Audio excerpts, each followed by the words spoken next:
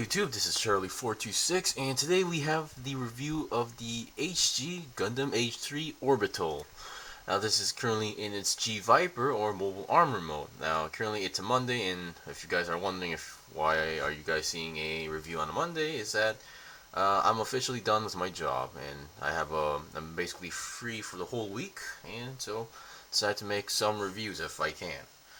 Anyway, the Gundam AGE-3. Now, I know a lot of people aren't the biggest fan of like the Age series, but for me, I kind of enjoy the series and I love their kits because of their high quality. Of course, not every Age kit is high quality, but once again, their build is pretty interesting and really refreshes your mind when it comes to if you built a lot of kits. So once again, I'm going to start off with the G Viper form because mostly my opinion on these transforming kits or kits that have like this mobile armor or wave rider form is that there's not much to show. I mean, transform it and that's pretty much it. There's no other gimmicks you can actually do. Alright, so once again, let's get on to the review. Now, first of all, as usual, I'll talk about the components. First of all, what you get, of course, is the well, Gundam AGE-3 Orbital itself. You can see as here, it's spinning around. And here are what you're supposed to get. Here's some leftover polycaps. You don't, well, only a little bit left, so good to know there's some leftovers. And then you get now a sticker sheet, and I believe, now I don't have the AGE-3 Fortress yet, so I'm not sure if that thing has more stickers than this, but I do have the AGE-3 normal, and it definitely has the most stickers among the two as far as I can remember. Now you can see I used almost everything. All of these could be like pretty much, if you don't want to use these, you can pretty much color them pretty easily if you can. The only thing I didn't use are these two big ones that goes under the feet. Yeah, I was kind of surprised to see these, but yeah. So I will point out what part of it is a sticker as if possible, because I'm pretty sure I'm going to miss a few. And you get two beam saber effects. These are the flat ones. Also, you also do get two beam saber hilts, which is actually inside the arms of the kit. So I will point that out as well. And this part. Now this is also a parts former. This is the main body that you will be using for the mobile suit mode. So yeah, currently there's another piece that basically looks like the same, except for there's no rib. It's so pure white, and then this front part is like folded up. So I don't know. Maybe for those who don't like parts forming, they can maybe modify this. But oh well. Okay, now let's get on to the review. So once again, if it wasn't too obvious, most age kits or some age kits that provides these stands if it can transform. So once again, you get a stand for this kit. And then on the bottom here, I didn't really use it, but let's see. Oh, here we go. You get this piece, which is for covering the action-based connector that's under the crotch right over there. So if you don't like having a hole there, you can use that. And also, come to think of it, I thought I sort of, lost it, but kind of remembered. So you get two more hands. Now, currently on the kit itself, I have the multi-purpose hands for left and right, and other than that, you get two more hands for some reason only the left hand. You get one fist and one open hand. There's nothing else for the right hand, and there's no trigger finger because in the age kits there's no trigger finger. They just give you the multi-purpose hand, and all the weapon handles are like those peg looking things. Alright, now let's get on to the review. So I'm gonna pull this out right now, and with the core fighter. Now currently, yeah, actually I'll talk about something that later. So also, if you saw me how I took off the hands, come on, you can also store the unusing hands under the action base, which is pretty nice because I know, like, even for myself, I don't like having pieces lying around here and there. So yeah, I say that it's a very good consideration. Okay, so basically, you just unfold everything and then pull out the arms and take off the main body.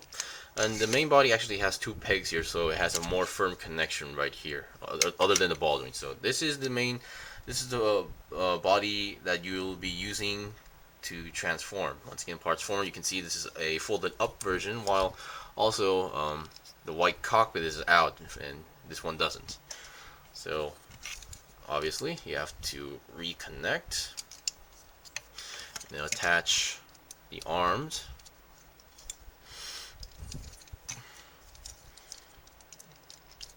And then the question is, where is the main body or main head, I guess.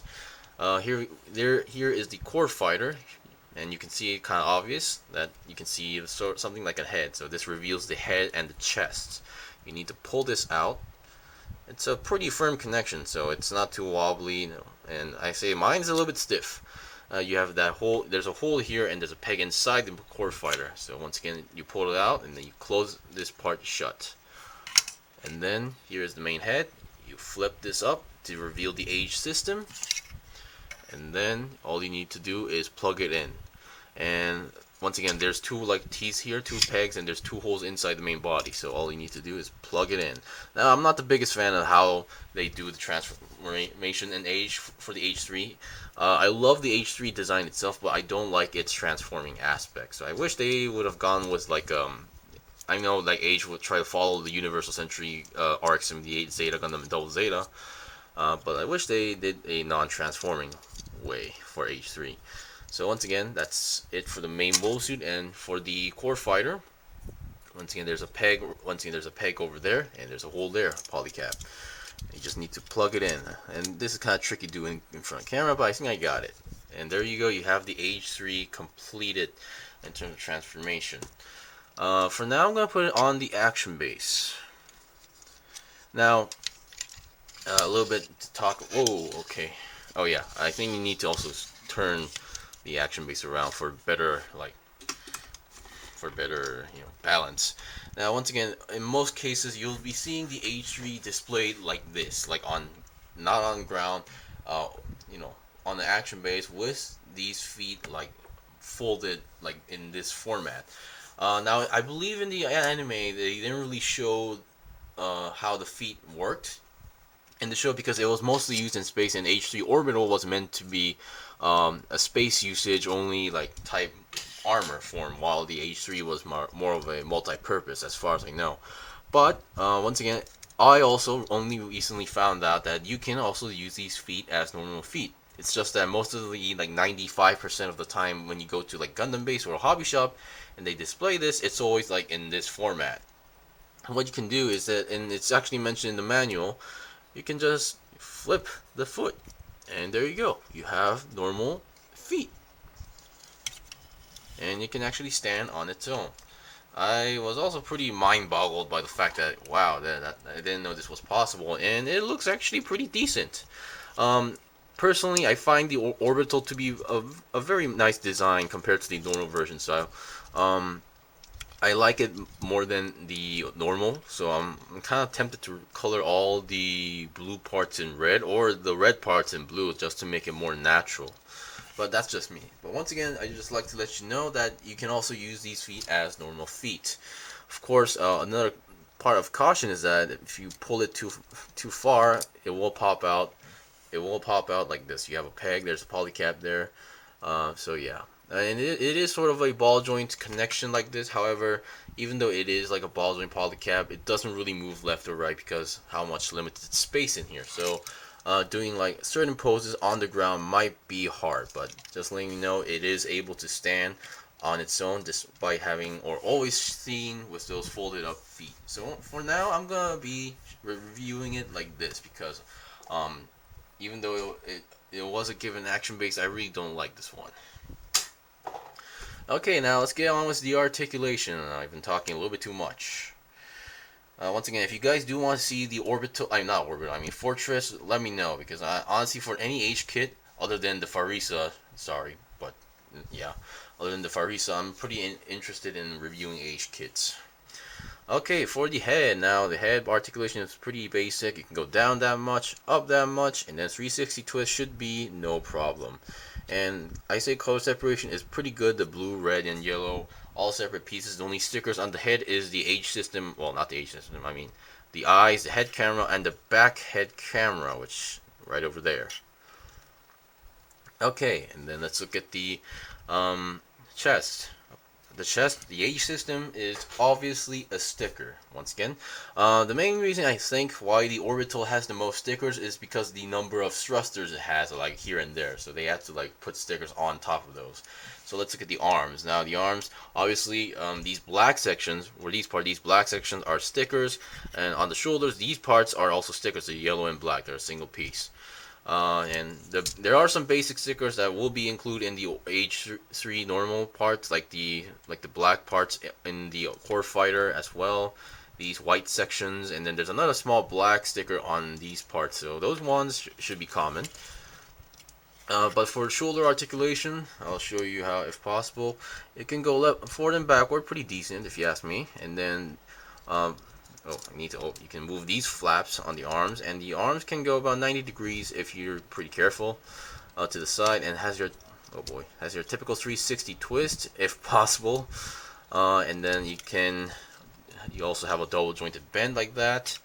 And hands are obviously ball jointed hands, and where the beam sabers are, you can see that the beam saber hilts are right over here, and you can take them out. Of course, in the show, it will be mostly seen that the beam sabers will omit from the hand guards or arm guards, and sometimes I don't know why he would do that like time to time, but he would also use the beam saber separately time to time. So that's that for the basics on the arm. Now let's look at the shoulders. Now the shoulders were pretty interesting. I was actually kind of wondering how these would connect, and now these things, the red part itself is connected to a ball joint onto this part. Well, yeah, it's connected to the ball joint using a polycap, and these things are actually the gray part. Oh man, sorry about that. So these things are connected to a ball joint using a polycap that's on the gray piece, and these gray pieces just slide in. So once again, because of that, it has a very good range of movement. So yeah. Let's see. Now, the backpack, nothing too special because the Core Fighter itself is the backpack. You can move the thrusters if you want to do so. And the back skirt, yeah, I'm just going to talk about the back skirt right now since I'm on the back. The back skirt does move a bit, and here are some thrusters as well. No stickers inside those ones. And here is the connection where, when it was in its MA mode, this is where you connect the weapon, the Sigmasis rifle. Yep, I do somehow like the design of this one. It looks simple, but yeah. Okay, now let's look at the side skirts. The side skirt, these ones are pretty long. No stickers for these ones. Those yellow and red pieces are separate pieces and can move to the side about that much, less than 90 degrees, but a good amount. It can move forward and backward if you want to do so. The front skirt, I believe, yeah, these are one of those like single pieces, but if you want to, you can divide them if you want to do so. And the legs can go up. Now, because of the knee design, it may look less than 90 degrees, but if you work your way around, you can move the side up for 90 degrees and has a double jointed bend. And on the knees, here is one yellow sticker on here, and another thruster sticker on the bottom section, and 4 stickers for each leg, for each thrusters on each side of the leg. So that's 8 of the same stickers. So yeah, most of the stickers you see are either for the thrusters or like really small details. So coloring them shouldn't be a big problem. Of course, it will just take some time to dry them up. Okay, so you can go, and for the side, you can go almost 90 degrees. It's just I think it's more of the side skirt it's blocking this time. And you have a swivel joint right over here, so that's very nice. Also, a little bit to the back, but less than 90 degrees, let's put it that way. Okay, now we've seen like the basic articulation. Now let's look at its equipment. So let's do the obvious, the beam rifle, the beam saber. You can plug it into this hole, like that, and you know, these are like simple aspects I do love about most mobiles, like having a built-in beam saber sort of thing. Except for the unicorn, I don't like how that looks, but yeah, I really like this aspect. And then, come on, you can once again, as seen in the show, you can flip this and then take it out. Now I'm kind of curious if like the mobiles you can still use the beam saber from this section here, even if this thing's out, because I'm not really sure if that works that way. But once again, you can take out the beam saber, plug the effect part in, and then plug it into the hand, and it works pretty fine. of course, you might need to plug that in a little bit more. And despite the arm guard, it's still you can plug it in a pretty good amount. So no need to worry about it falling off or jiggly. Okay, now finally, let's look at final weapon. Now once again, being like based on the Double Zeta Gundam, or like being Double Zeta Gundam's counterpart, it doesn't really have a shield for this one. I mean, sure, the wings are the shield, and the H3 sort of use those wings as a shield, but Orbital itself, he doesn't have a shield. So here is the handle. This is how it works. Usually in wave rider form, it would be like this. You just need to flip it down 180 degrees, and there you go.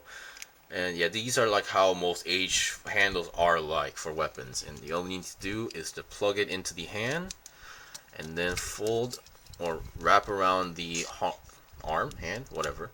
And then there you go. You have the Sigma's long rifle.